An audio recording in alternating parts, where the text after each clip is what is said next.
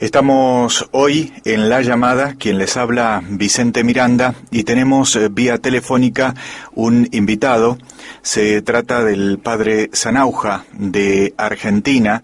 Lo vamos a tener durante todo este programa, dando testimonio acerca de su vida sacerdotal, pero también una particularidad de la vocación sacerdotal, y es al apostolado o a la labor pastoral que lleva adelante. Vamos a estar con él vía telefónica. Ya lo tenemos entonces en línea. Buenas tardes, padre, ¿cómo está? Buenas tardes, ¿qué tal? Muchas gracias por llamar. Muy bien, mire, queríamos ver si nos podía contar, cómo ha sido su vida, cómo ha comenzado, dónde ha comenzado, dónde ha nacido. Bueno, yo nací en Buenos Aires y lo normal que hace todo chico de colegio y al colegio, estas cosas. Y después fui a estudiar periodismo en Navarra, ¿me usted?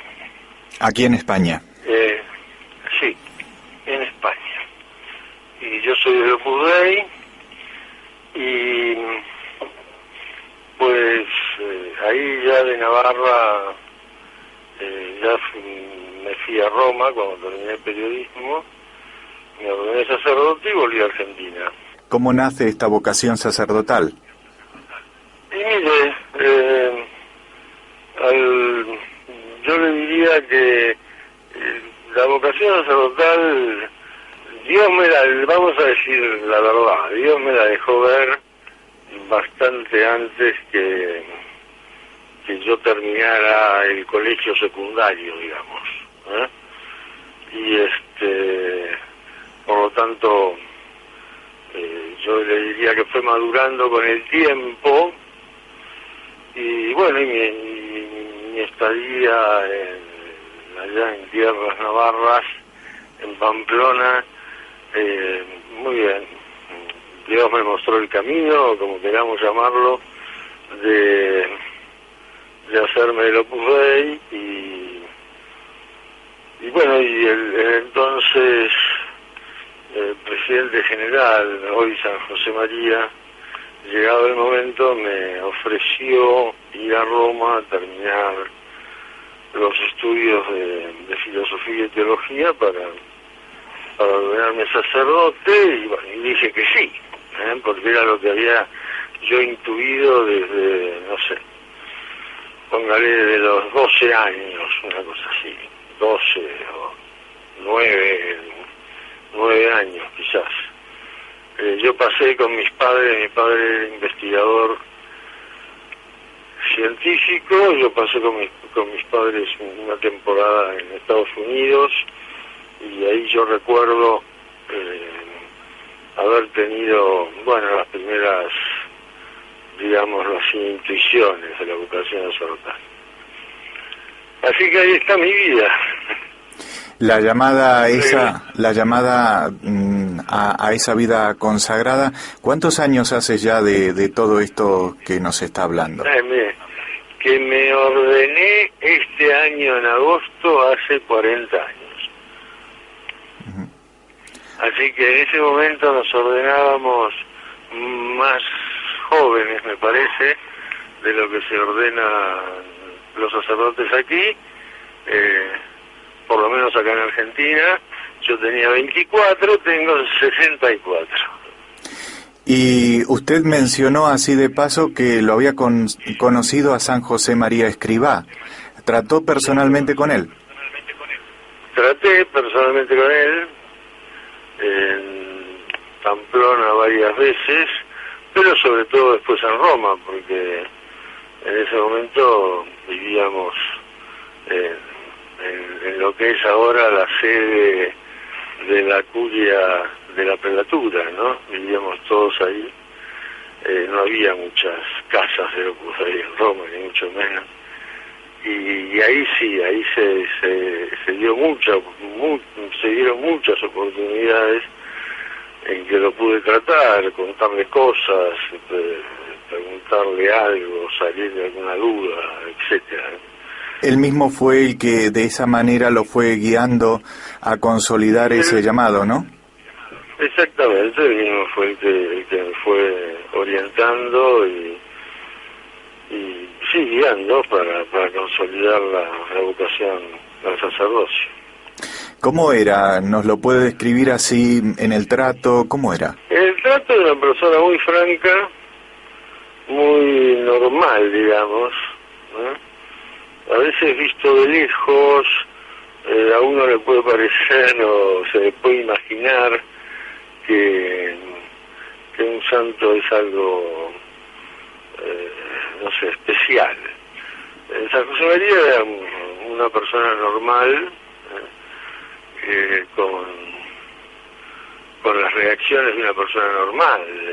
Yo me acuerdo que hace muchos años, estando yo allí, se acuerda del episodio de aquellos astronautas que se salieron de órbita, ya no me acuerdo si era de Apolo 12, el 11, el 10, ya no me acuerdo.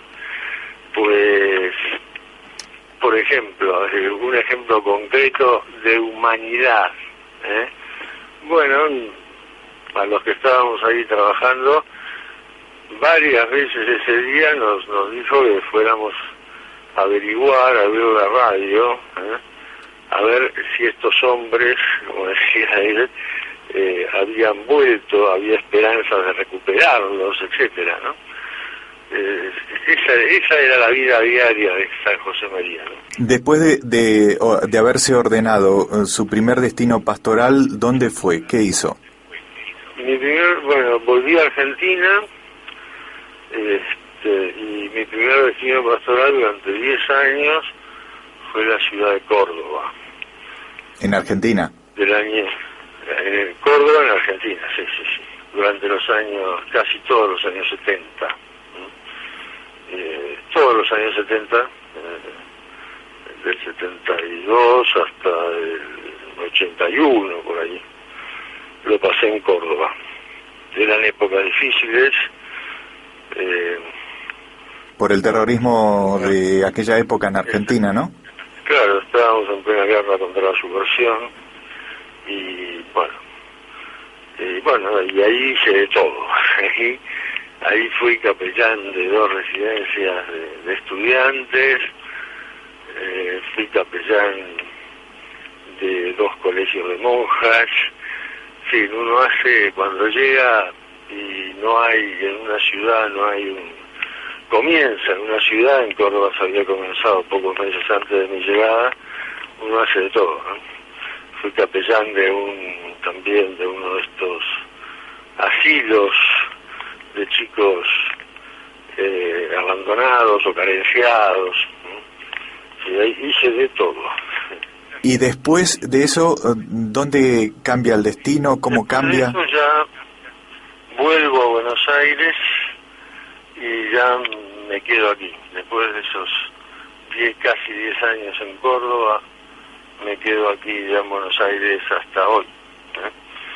Así que, y aquí en Buenos Aires, yo me río ahora con el tiempo porque en esa época ya, a los 30 y pocos años, uno ya era, después de 10 años de ordenado, un sacerdote mayor.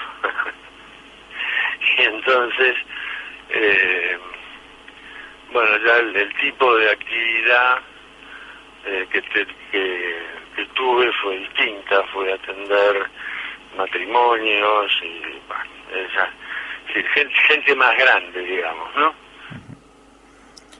Ya no eran residencias universitarias, aunque seguí siempre atendiendo por mi cuenta una institución de niños carenciados que es muy vieja en Argentina, que tiene 120 años de existencia, que se llama el Patronato de la Infancia. Por esas cuestiones así de la vida, mi hermana era ahí vicedirectora, después fue directora y me llamó a mí para que me encargara de la atención espiritual de esos niños, ¿no? Así que pero bueno, mi principal labor en esos años en Buenos Aires, en estos años en Buenos Aires, ha sido con personas más grandes, personas más profesionales jóvenes y después profesionales más maduros, etcétera. ¿Cómo llega a Noticias Globales? No le estamos diciendo a la gente, o por lo menos yo no he presentado qué es Noticias Globales, así que eso se lo dejo a usted. Bueno, hacia mediados de los 90, o antes, a raíz de lo que se llaman las grandes conferencias internacionales de los 90, organizadas por las Naciones Unidas, estaba sobre el tapete la preparación de la Conferencia de Población y Desarrollo del Cairo y después la Conferencia sobre la Mujer de Beijing. Ya había pasado la ECO 92, de la cual este año se cumplen 20 años ahora, en este mes. Y bueno, había una gran inquietud que yo había mamado, porque mi padre me la había inculcado. Mi padre fue funcionario internacional, y yo desde que tengo uso de razón, 7 años, 8 años, 9 años, en los años 50, finales de los 50, le oía a mi padre al llegar a casa decir: estos tipos quieren esterilizar a todo el mundo, estos tipos refiriéndose a las organizaciones internacionales, ¿no? Ya en esa época se hablaba de lo que hoy está en el tapete. En esa época mi padre trabajó para la FAO, la Agencia de Alimentación que está en Roma, trabajó para la Organización de Estados Americanos, trabajó para la Organización Mundial de la Salud. Nunca fue funcionario de planta, siempre fue contratado, y se ve que no le tenía mucha confianza. y bueno, y eso me lo fue transmitiendo. Y en los 90, bueno, surge este problema, salen los medios, y por otro lado... Estamos hablando del problema del control de natalidad, aborto y demás, ¿no? Control de natalidad, aborto, esterilización de las mujeres, como solución de la pobreza, como solución de la falta de alimentos. Después convertirían el discurso en otro, cambiarían el discurso por el de los derechos. Bueno, y sobre todo faltaba información en el mundo, digamos, católico, ¿no? Entonces, a mediados de los 90 no había información de este tema desde el ámbito católico, por lo menos actualizada, ¿no? Ni a mediados, ni le diría yo al principio, en los 90, por ejemplo, Conferencia de Derechos Humanos de Viena, que fue en el año 90, ya se plantea el tema de que los estados nacionales no tienen derecho a hacer reservas ni objeciones a los documentos internacionales que salen de las conferencias. Y eso está aceptado en Viena. Cuando ahora a mí me dicen, bueno, fíjate, no se puede, no valen las reservas que hizo Argentina al documento del Cairo, pero si eso se aprobó 3 años antes, en el año 90 en Viena. Lo que pasa es que, bueno, había mucha falta de información, y había que, si la información que se daba era de oídas. Entonces yo me puse en contacto con el Pontificio Consejo para la Familia, con un gran cardenal, que fue el cardenal López Trujillo, un colombiano, que murió joven, murió en el año 2008, joven para la edad de un cardenal, a los 73, 74 años. Y el cardenal López estaba muy preocupado también por el tema porque conocía el problema. La verdad es que no lo llaman, es decir, no lo oían. Yo le diría que incluso en ámbitos de la curia romana no lo oían.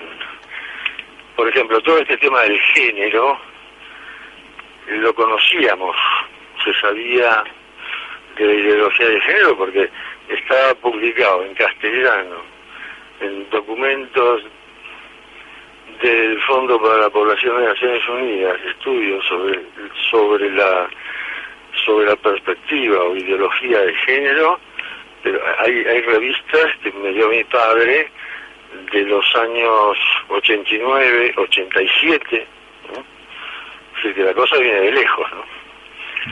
Y bueno, y poco a poco me fui trabajando para el Pontificio Consejo para la Familia, a la vez que seguía con las labores aquí en Buenos Aires. En ese momento el gobierno argentino tenía otra orientación de la que tiene ahora. Hizo, digamos, una alianza estratégica con la Santa Sede, y a mí me tocó ir en la delegación que asesora la delegación en la conferencia preparatoria del Cairo, a la conferencia preparatoria del Cairo, que fue en abril del 94. En ese mes, el día de Pascua, muere Jérôme Lejeune, por ejemplo, todo un emblemático. Jérôme Lejeune, el científico francés que ahora está en proceso de canonización, que justamente fue aislado y fue prácticamente exiliado de los ambientes científicos por su defensa de la vida, ¿no?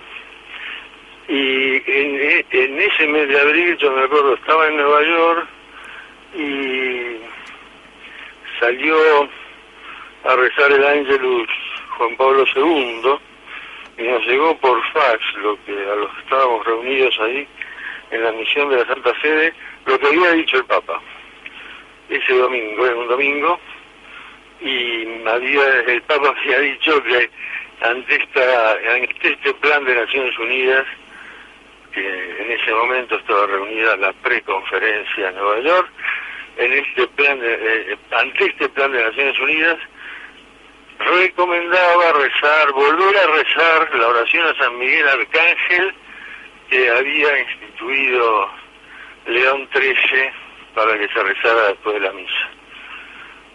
Bueno, ahí todos caímos que no era una broma el tema, o que no, digamos, fue un espaldarazo para confirmar que no estábamos equivocados, ni éramos paranoicos, ni exagerados, ni nada de eso. Yo me acuerdo que después, con los meses, durante la conferencia del Cairo, Juan Pablo II, que en septiembre estaba en Castel Gandolfo, vuelve a Roma, sale también un domingo a rezar el Ángelus y dice: he vuelto de Castel Gandolfo para oponerme a un plan de Naciones Unidas. Sí, entonces, digamos, bueno, todo eso, ¿cómo lo traducimos a la gente? Y con información. Primero fue información escrita, había que escribir en los periódicos, ahí tengo artículos con varios seudónimos. Había que, sobre todo, lo que le preocupaba al cardenal López Trujillo, que comandaba esta operación, era que en la Iglesia, en el mundo católico, ¿no?, se tomara conciencia del problema. Y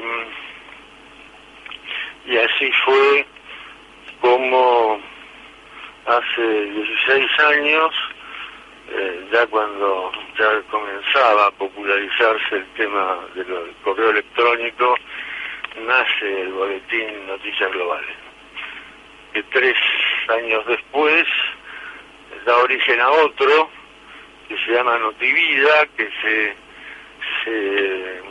lo dedicamos exclusivamente a temas argentinos, de la legislación argentina, lo que se va dando en Argentina. Lo separamos para no dar, como dicen en España, para no dar el tostón a los lectores extranjeros con cuestiones muy locales, ¿no? Nos separamos, ahora ese boletín tiene otro staff, porque lo cedí, porque ya uno no puede seguir todo. Yo me quedé con Globales, con Noticias Globales, y así nació Noticias Globales, mire. De la Esa es la historia. De la necesidad de informar sobre los atentados a la vida bien orquestados por no sabemos quién o sabemos quién, porque hay algo que ahí se da a entender en eso que dijo Juan Pablo II, rezar una oración a San Miguel Arcángel, ese exorcismo simple que hay, se queda, digamos, bastante claro, o se intuye bastante bien qué es o quiénes están detrás, que no son el señor o la señora A o B, sino que detrás del señor o la señora A o B están realmente los mentores, digamos los demonios, inspirando todo esto. Y sí, uno cuando profundiza en el tema y va a los documentos originales, que no es difícil conseguir. Yo diría ahora es un poco más difícil que antes, pero los documentos originales en aquellos tiempos a uno se lo daban con toda tranquilidad. Fue una de mis sorpresas, tanto en Nueva York como en las delegaciones de Naciones Unidas en Buenos Aires. Y al estudiar los documentos originales, uno se daba cuenta que había algo detrás, que era un plan orquestado, y que eso respondía a una, digamos, a una inteligencia común a todos los documentos, ¿no? Es decir, que eso había sido como gestado por la misma mano, traducido, digamos, así, por fulano, mengano, sutano,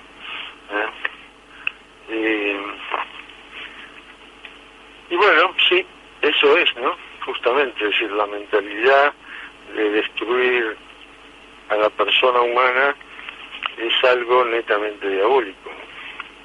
¿La defensa de la vida es para usted, padre Claudio, como una obsesión o es algo imprescindible en un cristiano? No, yo creo que la defensa de la vida es imprescindible. Es decir, es absolutamente imprescindible porque destruido, es decir, ¿qué se pretende? Bueno, destruir al hombre que es imagen y semejanza de Dios, ¿no? Hemos sido creados a imagen y semejanza de Dios, y lo que se pretende con esto es reducirnos a la categoría de, digamos, de animales o quizás peor. Es decir, no es ningún tipo de obsesión. Uno se va dando cuenta con el paso del tiempo que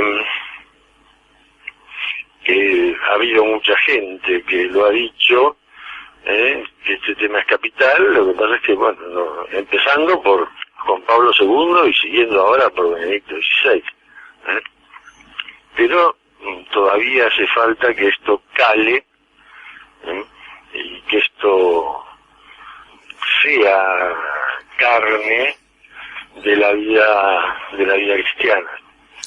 Algunos comparan esta cuestión de la defensa de la vida con lo que en otra época fue la esclavitud. ¿Es correcta esa comparación? ¿Tienen realmente puntos de encuentro? Sí, algo de analogía hay, pero yo creo que la defensa de la vida es mucho más importante. El actual ataque a la vida es un ataque masivo contra la espiritualidad, contra la noción de hombre creyente.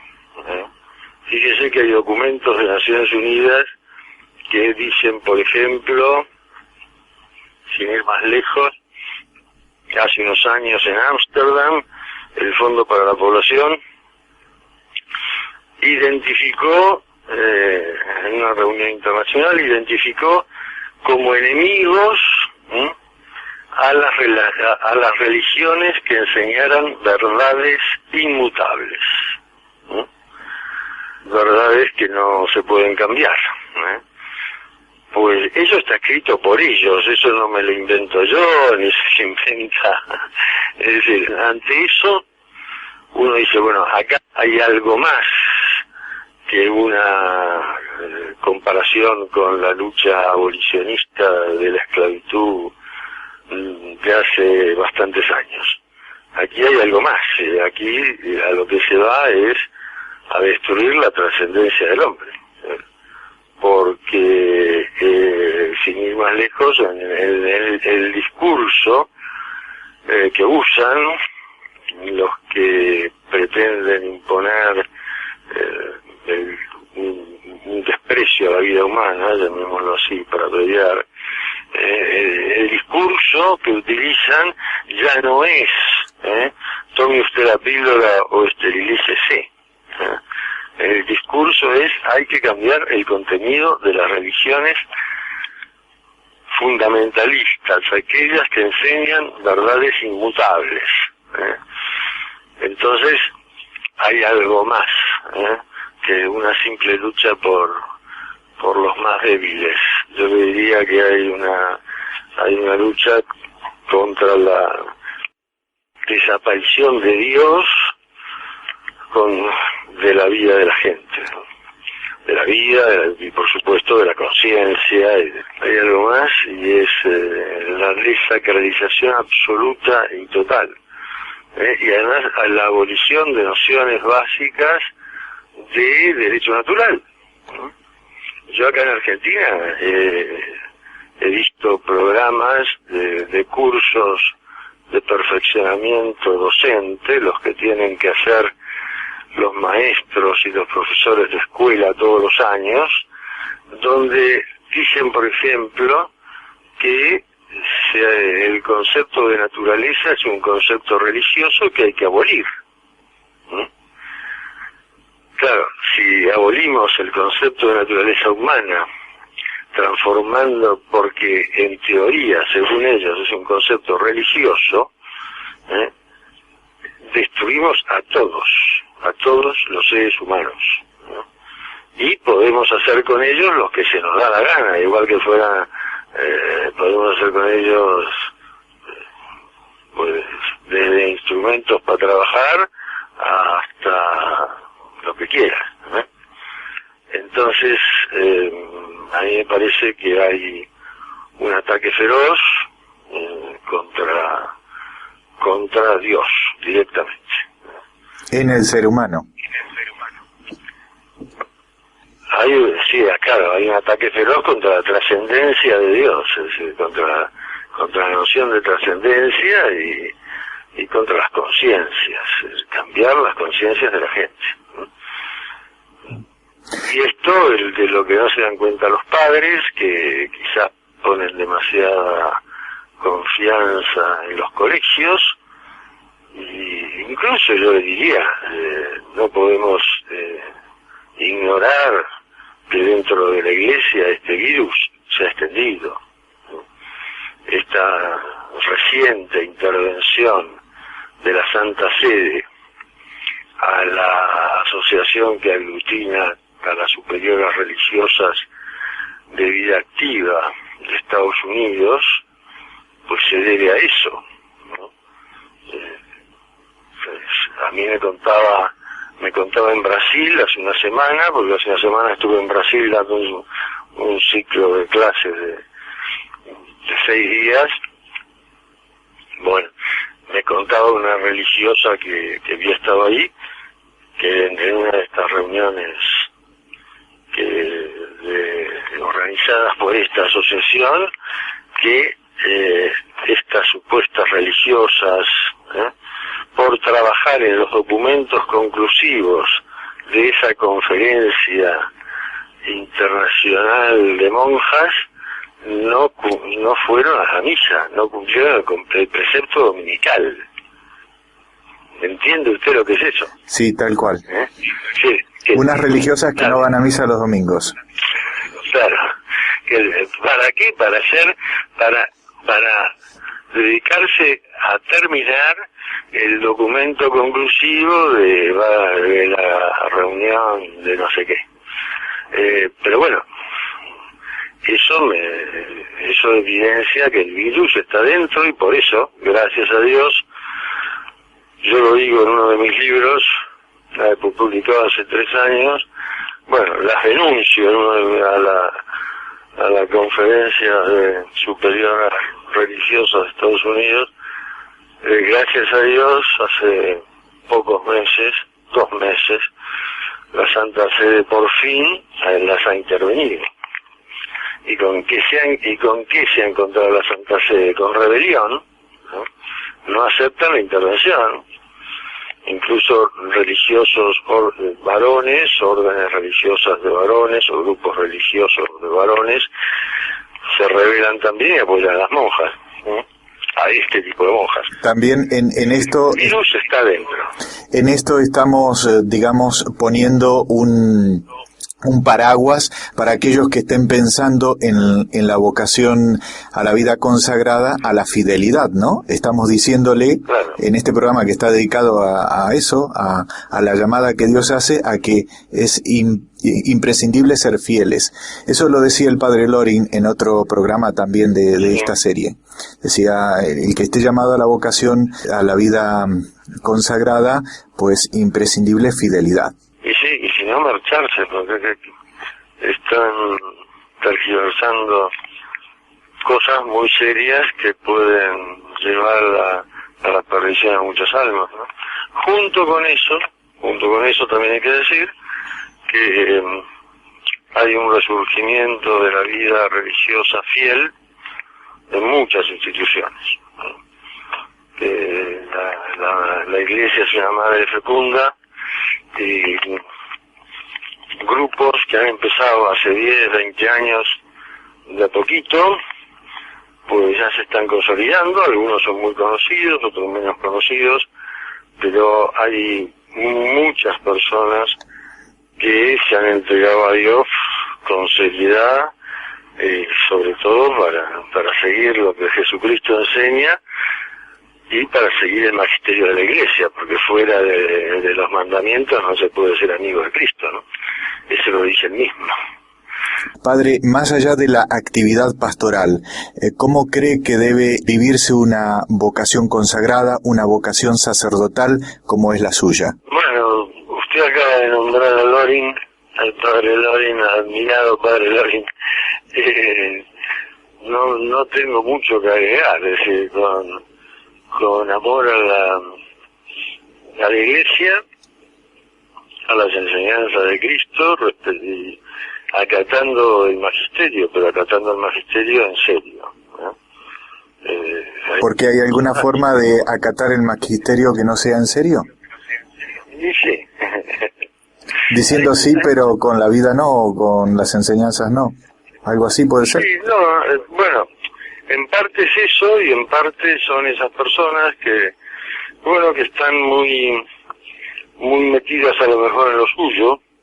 Juan Benedicto XVI lo define como, cuando habla de la nueva evangelización, en una conferencia inmediatamente anterior a su elección como pontífice, Ratzinger en ese momento dice, por ejemplo, que la nueva evangelización tendrá frutos si nos olvidamos, entre otras cosas, del crecimiento de nuestras propias organizaciones o de nuestras propias asociaciones. Si hay personas muy buenas, eso lo dijo el Papa. Eso lo dijo, Ratzinger, antes de... Me parece que fue la última conferencia siendo cardenal, ¿no?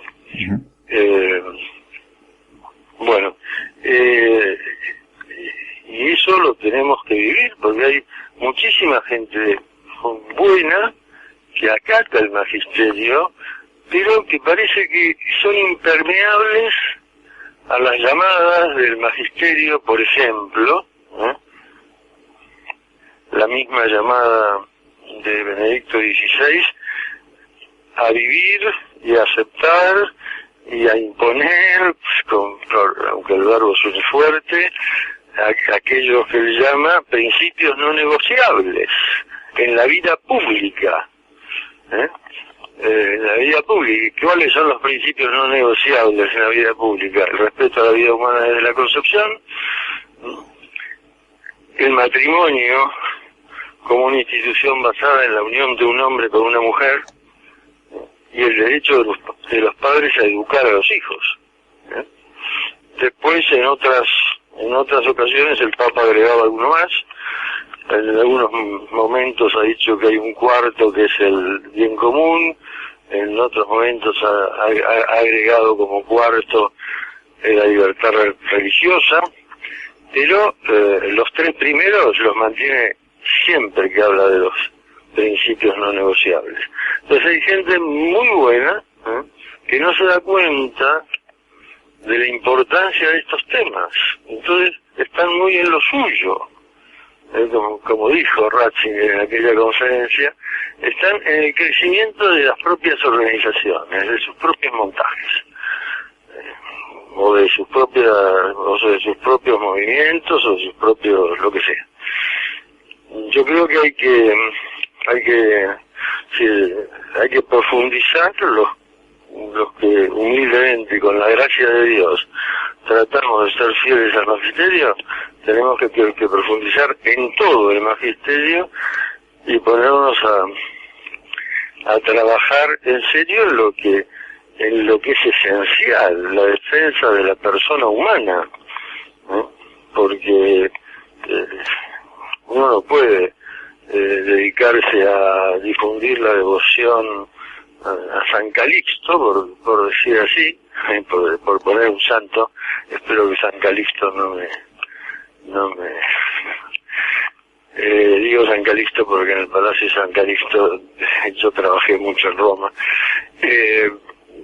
Uno no puede dedicarse a difundir mucho la devoción a San Calixto y el Papa estar diciendo, señores, los puntos no negociables. Y por parte de la jerarquía tendrá que haber un compromiso de anunciarlos antes de las elecciones en cada país, como está ocurriendo ahora en Estados Unidos, gracias a Dios, y por parte de los fieles tendrá que haber esa rendición del propio criterio que los lleve a votar en conciencia según lo que la Iglesia indica, ¿no? Porque no estamos defendiendo un dogmas eclesiásticos, estamos defendiendo la ley natural, estamos defendiendo la esencia de la persona, la esencia de la familia. Entonces, me parece a mí que dentro de esta enorme cantidad de instituciones y de grupos que hay en la Iglesia, puede haber, como estas monjas, gente que esté ya con los pies totalmente fuera del plato, como las monjas autodenominadas verdes, las monjas verdes, que ahora van a ir a Río de Janeiro a celebrar los 20 años de la Conferencia de Desarrollo Sustentable de Naciones Unidas. Eso es un extremo. Pero también hay mucha gente buena que tendría que asimilar más los principios, digamos, radicales del magisterio.